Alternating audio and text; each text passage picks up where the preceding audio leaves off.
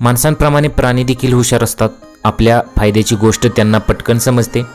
एखादी गोष्ट हवी असल्यास मालकाकडे हट्ट करणाऱ्या किंवा एखादी गोष्ट मिळवण्यासाठी वेगवेगळ्या प्रकारे शक्कल लढवणाऱ्या प्राण्यांची व्हिडिओ व्हायरल होत असतात। सध्या असाच एक व्हिडिओ व्हायरल होतोय। व्हिडिओ नक्की काय तो पुढे बघा आणि चॅनलवरती नवीन असाल तर जरूर सबस्क्राईब करा।